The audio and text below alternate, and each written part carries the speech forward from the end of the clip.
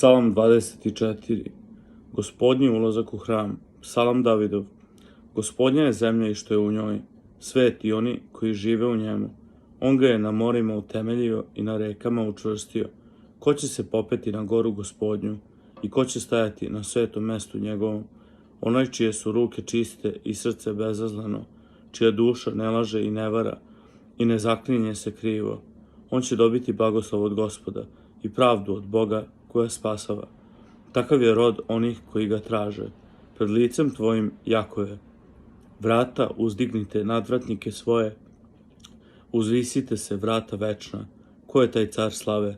Gospod, krotak i moćan, Gospod silan u boju.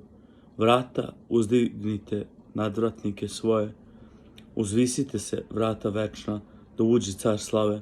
Ko je dakle taj car slave? Gospod Savaot, on je car slave.